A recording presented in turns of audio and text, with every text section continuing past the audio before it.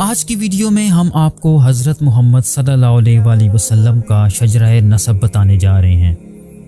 ہم آپ صلی اللہ علیہ وسلم کے آباء و اجداد میں سے سب سے اہم اشخاص کو کور کریں گے۔ ہم پوری کوشش کریں گے کہ ایک مکمل اور جامع شجرہ آپ کے سامنے رکھا جائے، اور اگر کوئی کمی رہ بھی جائے تو ہم اللہ سے معافی کے طلبگار ہوں گے۔ ویورز، ہم وضاحت کرنے کے لیے مختلف قسم کے چارٹس کا استعمال کریں گے۔ حضرت محمد صلی اللہ علیہ وسلم سن 571 عیسوی میں مکہ میں پیدا ہوئے۔ آپ کے والد حضرت عبداللہ اور والدہ حضرت آمنہ رضی اللہ تعالیٰ عنہ تھیں۔ کہا جاتا ہے کہ شادی سے پہلے حضرت عبداللہ کی پیشانی پہ نور نظر آیا کرتا تھا، جو اس بات کی نشانی تھی کہ ان کی نسل میں ایک پیغمبر آنے والا ہے۔ یہی وجہ تھی کہ قریش کی بیشتر عورتیں ان سے شادی کرنا چاہتی تھیں، لیکن اللہ کے حکم سے ان کی شادی حضرت آمنہ سے ہوئی۔ آپ صلی اللہ علیہ وسلم کے دادا حضرت عبد المطلب تھے۔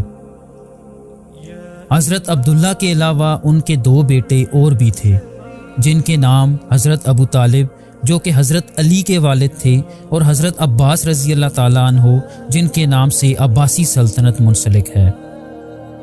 حضرت عبد المطلب نے ابرہہ کے خلاف اعلان جنگ کیا تھا، جو کہ اپنی ہاتھیوں کی فوج کے ساتھ خانہ کعبہ کو ڈھانے آ رہا تھا۔ اس کے علاوہ زمزم کا کنواں جسے قبیلہ جرہم نے بند کر دیا تھا، حضرت عبد المطلب نے اللہ کی طرف سے خواب میں اشارہ ملنے پہ دوبارہ کھودا تھا۔ حضرت عبد المطلب سے پیچھے حضرت ہاشم آتے ہیں، جو آپ صلی اللہ علیہ وسلم کے پردادا تھے۔ ان کا اصل نام عمرو تھا، اور بعد میں انہوں نے اپنا نام ہاشم رکھا تھا، جس کا مطلب ہوتا ہے بھوکوں کو کھانا کھلانے والا، اور اسی نام سے آپ صلی اللہ علیہ وسلم کا خاندان بنو ہاشم کہلاتا ہے۔ خاندان بنو ہاشم عرب کے قبیلہ قریش سے تعلق رکھتے تھے۔ حضرت ہاشم سے اوپر حضرت عبد مناف آتے ہیں۔ حضرت عبد مناف کی اولاد میں سے عرب کے 3 بڑے خاندان بنو ہاشم، بنو امیہ اور بنو عباس تعلق رکھتے ہیں۔ مسلمانوں کے تیسرے خلیفہ حضرت عثمان رضی اللہ تعالیٰ عنہ بنو امیہ سے تعلق رکھتے تھے۔ اگر ہم حضرت عبد مناف سے 7 پشتیں پیچھے جائیں تو ہم حضرت فہر پہ آتے ہیں۔ کچھ مورخ یہ لکھتے ہیں کہ حضرت فہر کا نام قریش بھی تھا، یہی وجہ ہے کہ انہیں قبیلہ قریش کا جد امجد مانا جاتا ہے۔ حضرت فہر نے یمنی بادشاہ حمیر کے خلاف جنگ کی تھی، جو کہ خانہ کعبہ کو مکہ سے یمن منتقل کرنا چاہتا تھا۔ حضرت فہر سے 9 پشتے پیچھے جائیں تو حضرت عدنان آتے ہیں، جو کہ حضرت محمد صلی اللہ علیہ وسلم کے آباء و اجداد میں بہت اہم مقام رکھتے ہیں۔ قریش کا پورا قبیلہ، جس میں تقریباً 10 خاندان تھے، روایتی طور پہ حضرت عدنان کی اولاد میں سے تھے۔ بنو عدنان اصل میں عرب نہ تھے، بلکہ 6 صدی عیسوی میں جب بابلیوں نے ان کا سابقہ علاقہ تباہ کر دیا تو انہیں جنوب کی طرف جزیرہ نما عرب میں دھکیل دیا۔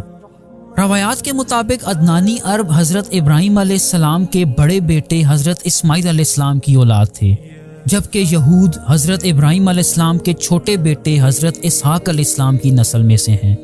یہی وجہ ہے کہ اسلام، یہود اور عیسائیت کو ابراہیمی مذہب بھی کہا جاتا ہے۔ حضرت اسماعیل علیہ السلام کی ماں حضرت ہاجرہ تھی، جن کا تعلق مصر سے تھا، جبکہ حضرت اسحاق علیہ السلام کی ماں حضرت سارہ تھی، جن کا تعلق میسوپوٹامیہ سے تھا۔ جیسا کہ آپ چارٹ پہ دیکھ سکتے ہیں کہ حضرت عدنان سے حضرت اسماعیل تک 39 پشتیں بنتی ہیں۔ حضرت اسماعیل سے پیچھے ان کے والد حضرت ابراہیم علیہ السلام آتے ہیں۔ حضرت ابراہیم نے ہمیشہ اللہ کے فیصلوں کو بغیر کسی ہیل حجت کے مانا، اور اللہ کی طرف سے ہر آزمائش اور امتحان میں سرخرو ہو کے نکلے۔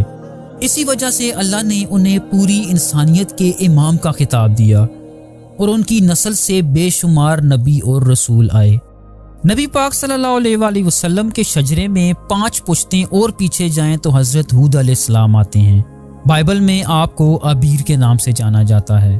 روایات میں آتا ہے کہ آپ قبیلہ عاد سے تعلق رکھتے تھے، جو کہ عمان میں بستے تھے۔ یہ لوگ بہت طاقتور اور دولت سے مالا مال تھے۔ اپنی طاقت کی نمائش کے طور پہ بڑی بڑی عمارتیں بنایا کرتے تھے۔ چونکہ یہ لوگ غرور و تکبر اور شرک میں مبتلا ہو چکے تھے، اور انہوں نے حضرت ہود علیہ السلام کی بات ماننے سے مکمل طور پہ انکار کر دیا تھا، تو اللہ نے اس قوم کو ایک بہت بڑے طوفان کے ذریعے فنا کر دیا۔ حضرت ہود سے 3 پشتیں پیچھے حضرت نوح علیہ السلام آتے ہیں۔ حضرت نوح علیہ السلام کی قوم پہ اللہ نے پانی کا عذاب نازل کیا تھا، جس سے حضرت نوح کی ساری قوم غرق ہو گئی تھی، سوائے ان چند لوگوں کے جو کہ حضرت نوح کے ساتھ کشتی میں سوار ہو گئے تھے۔ انسانی نسل حضرت نوح علیہ السلام کے 3 بیٹوں سام، حام اور یافیت سے چلی، جو کہ حضرت نوح کی کشتی میں سوار ہو گئے تھے، اور ان کا چوتھا بیٹا اور بیوی پانی میں ڈوب کے ہلاک ہو گئے تھے۔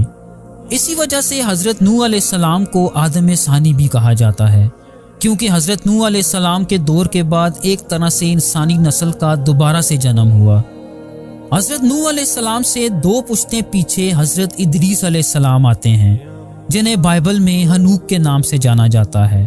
وہ حضرت نوح علیہ السلام کے پردادا بھی تھے۔ حضرت ادریس علیہ السلام سے 5 پشتیں پیچھے حضرت آدم علیہ السلام آتے ہیں، جو کہ انسانی نسل کی بنیاد ہیں۔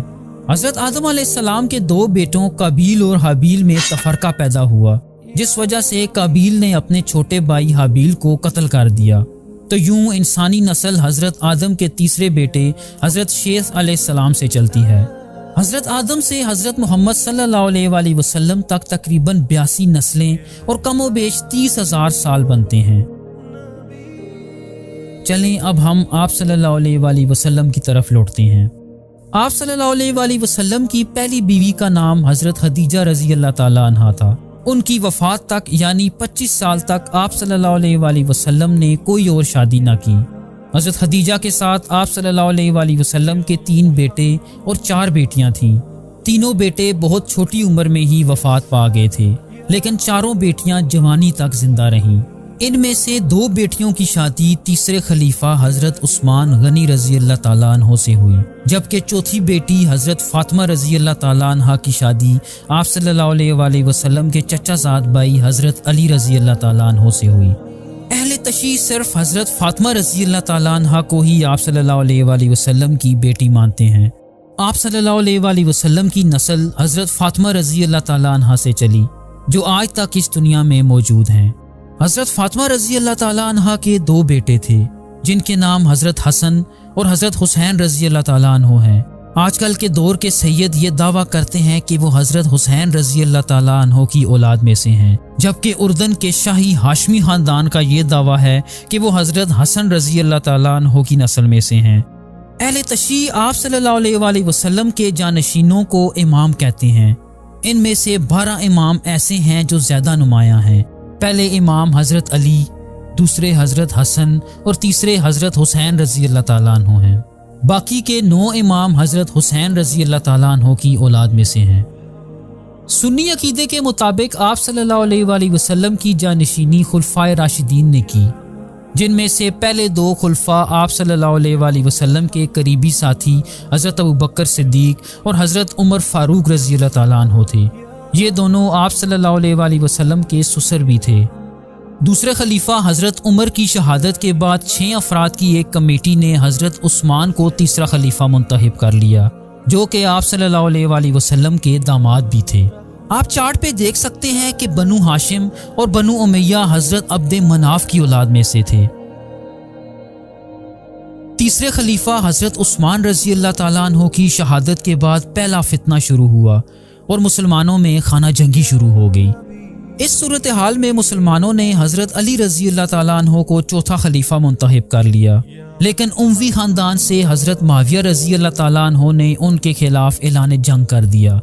بالآخر حضرت علی رضی اللہ تعالیٰ عنہ کو شہید کر دیا گیا، اور ان کے بعد ان کے بیٹے حضرت حسن رضی اللہ تعالیٰ عنہ حضرت معاویہ کے حق میں دستبردار ہو گئے اور حکومت انہیں دے دی، جس کے نتیجے میں بنو امیہ کا دور حکومت شروع ہوا اور اگلے 90 سال تک حکومت انہی کے پاس رہی۔ پھر سن 750 میں ایک اور خانہ جنگی سے حکومت بنو عباس میں منتقل ہو گئی۔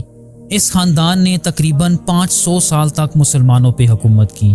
یہ خاندان آپ صلی اللہ علیہ وآلہ وسلم کے چچا حضرت عباس رضی اللہ تعالیٰ عنہ کی اولاد تھی، اسی وجہ سے یہ بنو ہاشم کے افراد تھے۔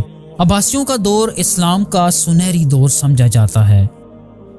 ویورز، امید ہے آپ کو یہ ویڈیو پسند آئے گی۔ ہماری ویڈیو دیکھنے کا بہت شکریہ۔ کمنٹس میں آپ کی رائے جان کے ہمیں بہت خوشی ہوگی۔ تھینک یو سو مچ۔ اللہ حافظ۔